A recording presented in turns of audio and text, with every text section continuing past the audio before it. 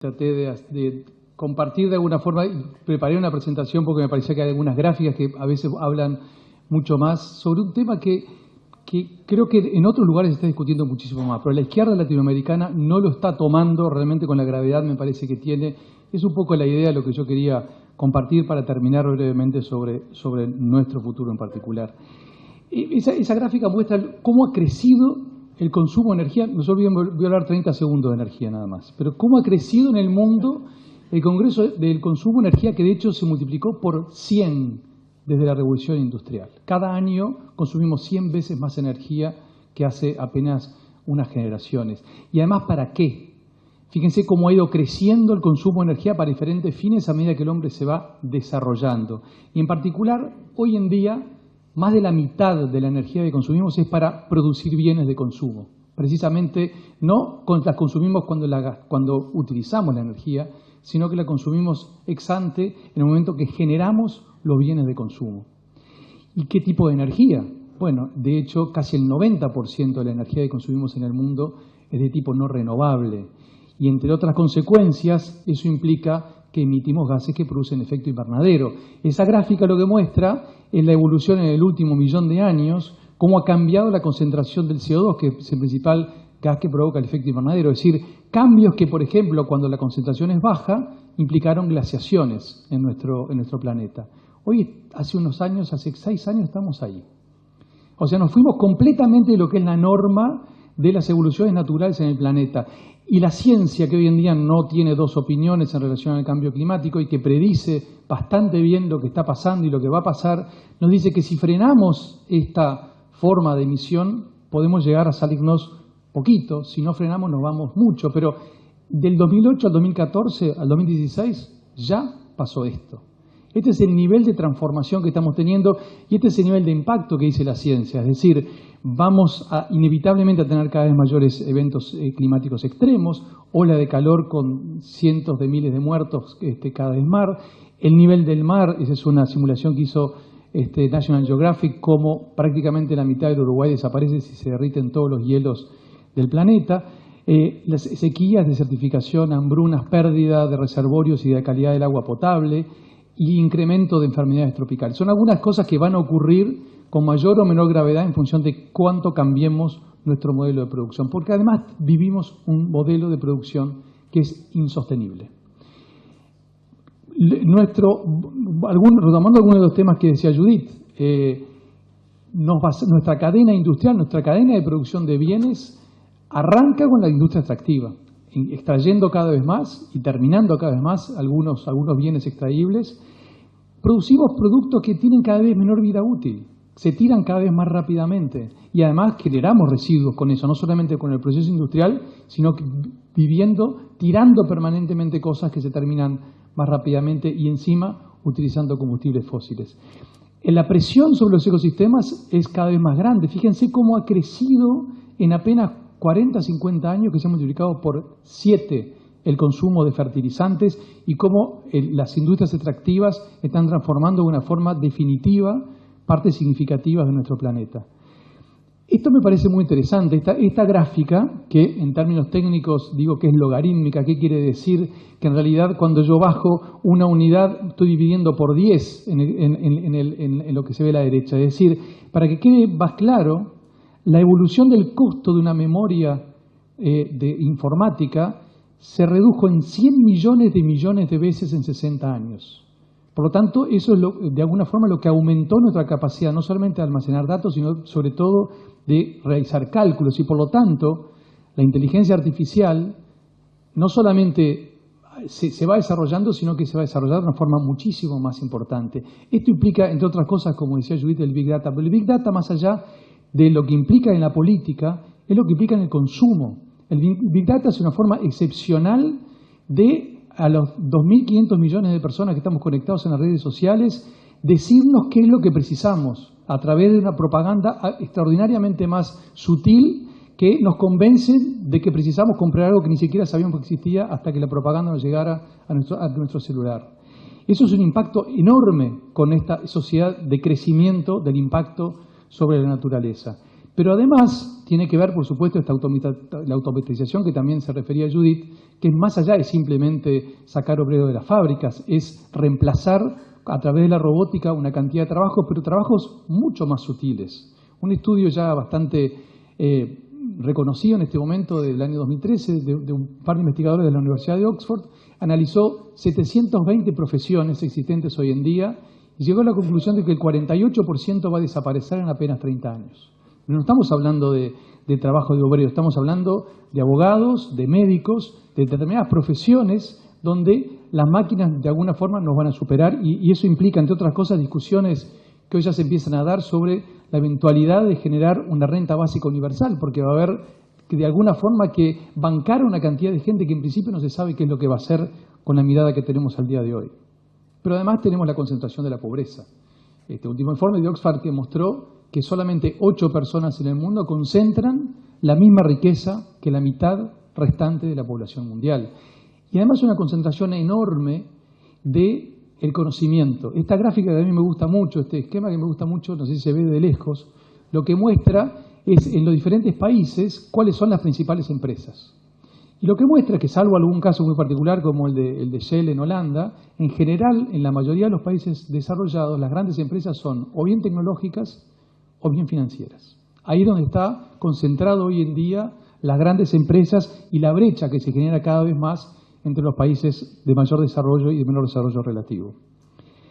Y por supuesto está la transformación del liderazgo, ¿no? O sea, que lo miramos con PPP, con paridad de poder de compra, de esa mirada hace ya 6 o 7 años que China pasó en la economía de Estados Unidos, pero si lo miramos simplemente con el PIB, China hoy es la economía más grande y esta tendencia que pasó de apenas el 3% de la economía mundial a llegar hoy en día a cerca del 20% de la economía mundial va a implicar naturalmente cosas que ya hemos visto en África o en otros lugares como China, esa nueva visión cultural que de alguna forma tal vez en unos años estemos añorándole al imperialismo yanqui.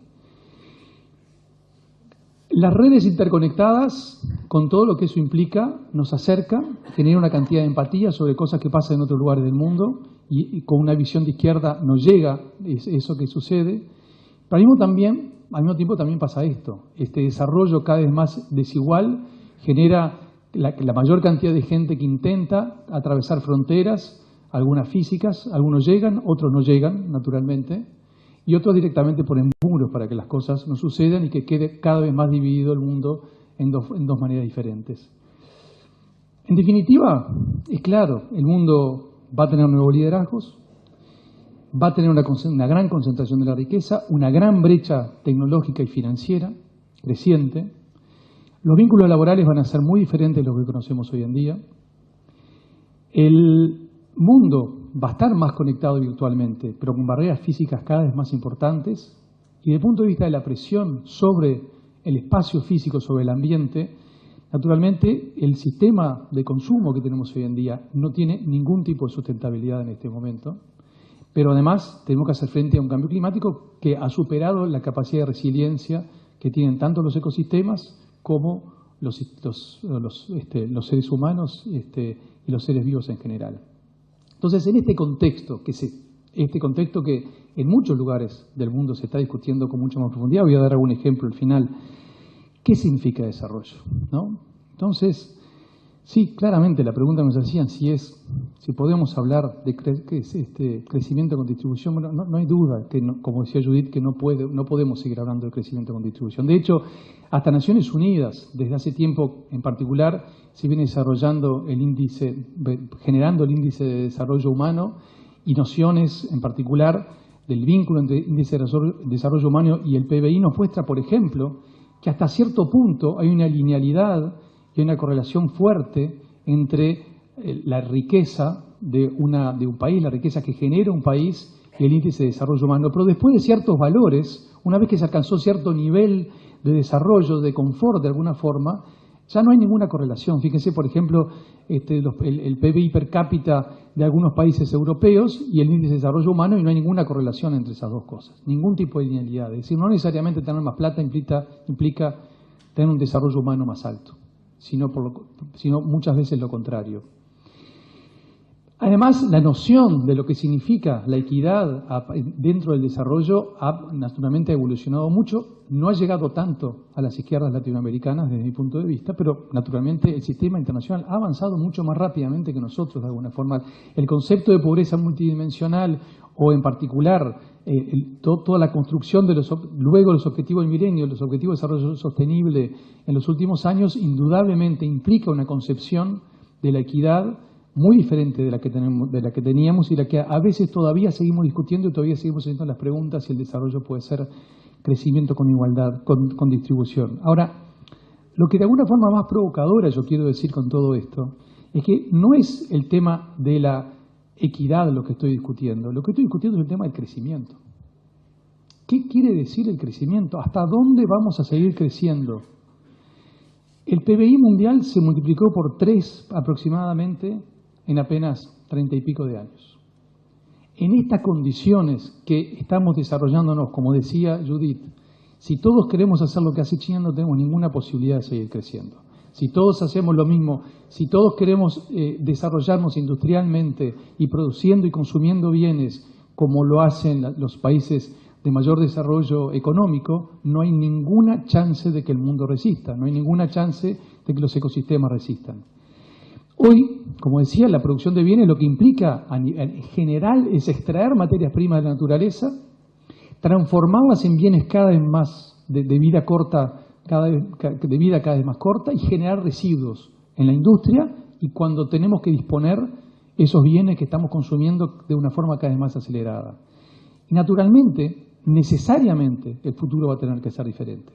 Y no es una concepción académica lo que estoy diciendo, es un concepto en el cual se viene avanzando muy fuertemente en otras economías diferentes de la nuestra. En particular, necesariamente tendremos que producir bienes a partir de la reutilización de lo que hasta ahora consideramos que eran residuos.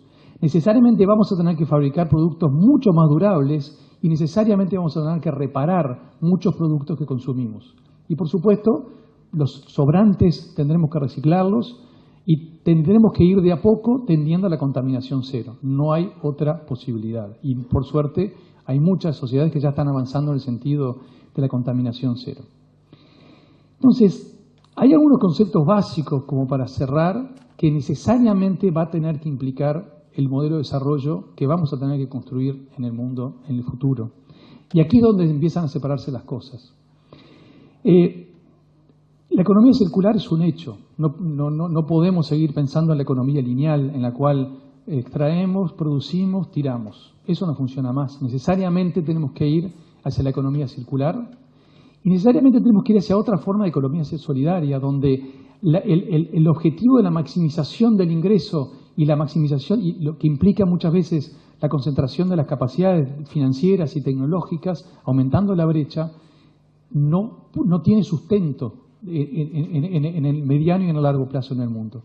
Y por supuesto, un tercer elemento central desde el punto de vista económico es que si no internalizamos fuertemente en nuestras economías las variables en general ambientales y climáticas, los costos de diferentes puntos de vista, no solamente de hacer frente a los daños que ya hemos causado y las implicancias que eso tiene en particular sobre la destrucción de riqueza que la propia naturaleza ya está generando.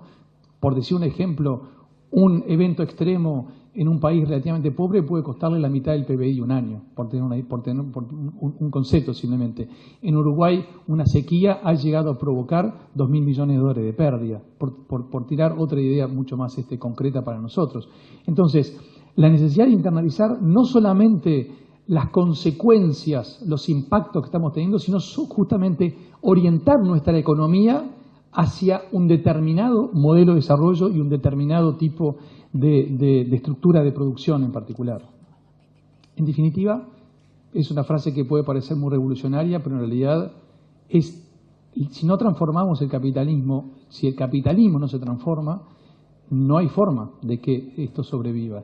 Y esta no es una idea que uno puede decir de una izquierda trasnochada latinoamericana. Esto en particular lo está haciendo el capitalismo. Francia, el gobierno pragmático de Macron, convenció a un tipo muy particular que se llama Nicolas Hulot, que es un ecologista francés, y lo convirtió en uno de los 2 ministros de Estado que tiene el gobierno francés actual, transformando un viejo ministerio de la producción, de la energía, del medio ambiente, en el ministerio de la transición ecológica y la solidaridad.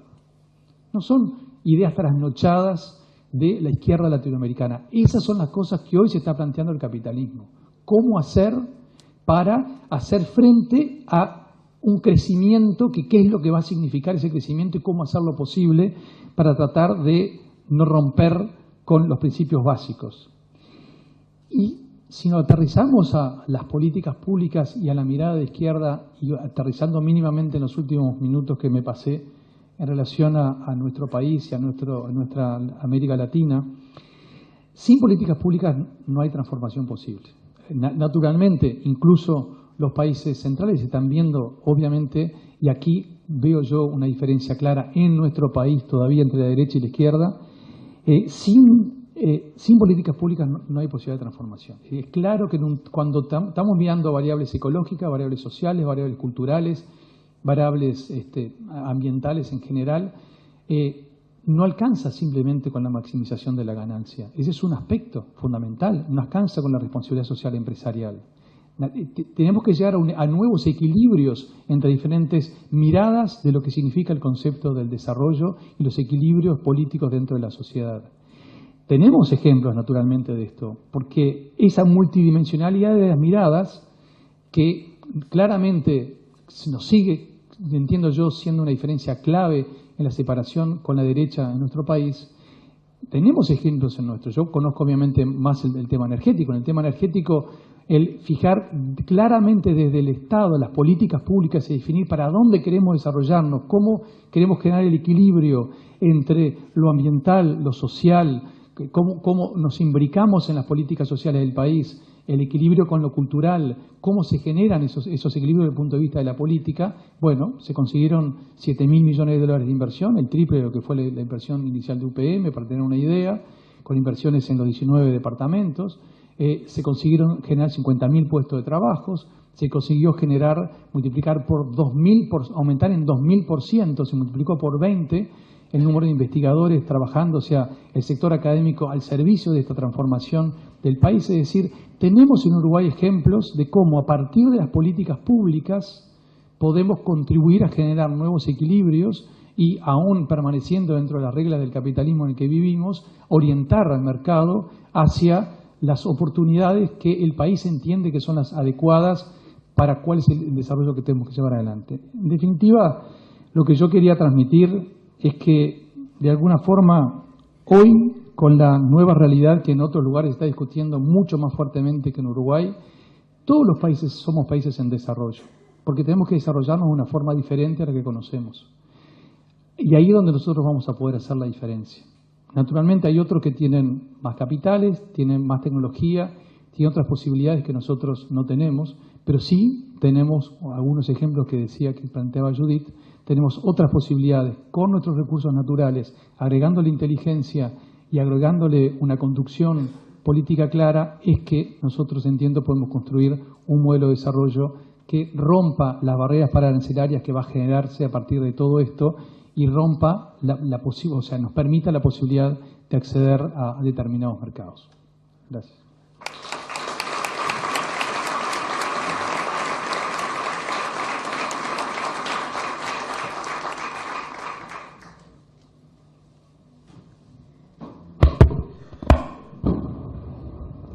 Muchas gracias, Ramón.